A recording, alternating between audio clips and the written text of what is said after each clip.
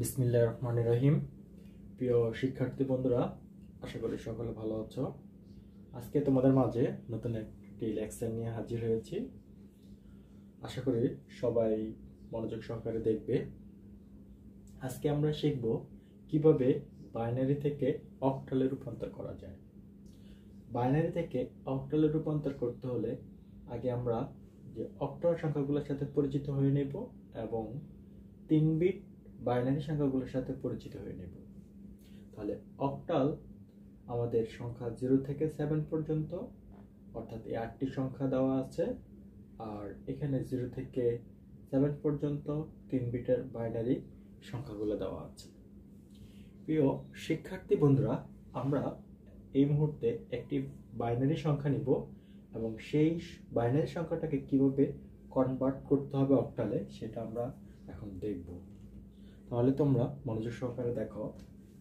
প্রথমে আমি একটি উদাহরণ হিসেবে একটি সংখ্যা নিলাম বাইনারি 1 0 1 1 1 0 1 1 0 পয়েন্ট 0 1 1 1 1। এই যে একটি বাইনারি সংখ্যা, আর এই বাইনারি সংখ্যাটাকে আমি অক্টালে কনভার্ট করব। এই বাইনারি ডিজিটকে অক্টালে কনভার্ট করতে হলে আমাদেরকে একটু লক্ষ্য রাখতে হবে। এখানে দশমিকের আগে যে সংখ্যাগুলো আছে সেগুলোকে অর্থাৎ 3টি অংশে ভাগ করব, 3টি খণ্ড করে করে এখানে ভাগ করে লিখব। আর এটা লিখব ডান দিক থেকে, আর দশমিকের পরে আমরা সেই অংশটি লিখব বাম দিক থেকে 3টি অংশে খণ্ড করে। তাহলে আমরা দেখি, প্রথমে দশমিকের আগে ডান দিক থেকে 0 1 1 3টি সংখ্যা নিয়ে একটি খণ্ড তৈরি করব 0 1 1। তাহলে এটা একটা খণ্ড, তারপরে আবার আরেকটি খণ্ড হবে 0 1 1, সেম ভাবে 0 1 1, দুটি খণ্ড তৈরি হলো।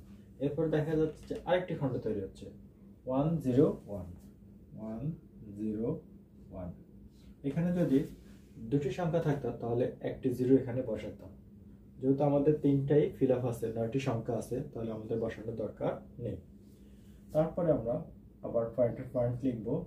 আবার এই দিক থেকে আমরা বাম দিক থেকে লিখব 0 1 1, আবার লিখব 1 1।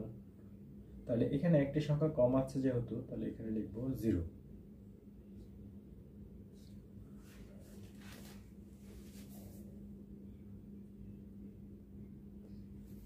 হ্যাঁ প্রিয় শিক্ষার্থী বন্ধুরা, এবার আমরা যে এই সংখ্যাগুলো আছে এই সংখ্যাগুলো আমরা এখানে বসাই দিলাম।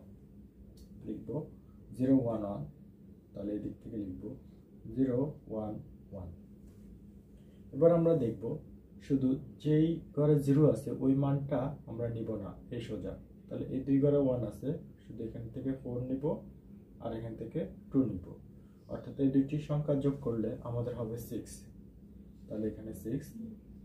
তাহলে আমরা এখানে লিখব 6।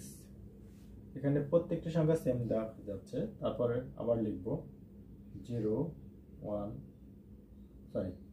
0 0 0 1 1, এইভাবে দেওয়া আছে। তাহলে এখানে আমরা 0টা বাদ দিয়ে, অর্থাৎ 0টা ক্রস করে দিয়ে বাকি দুইটার মান যোগ করব। তাহলে 1 অর্থাৎ 2 আর প্লাস 1, দুটি সংখ্যা যোগ করলে হবে 3। তাহলে এই জায়গায় লিখব 3।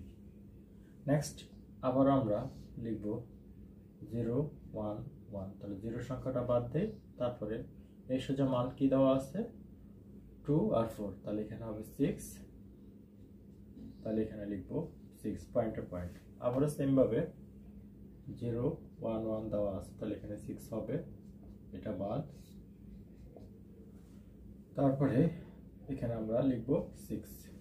তারপরে আবার দেওয়া আছে যে 1 0 1, তাহলে এই সংখ্যাটা বাদ দিয়ে তারপর লিখব এই সংখ্যা আছে 4 আর এটা সোজা আছে 1, তাহলে 4 রেখে 5, তাহলে এখানে লিখব 5। তাহলে এই জায়গায় হবে 5।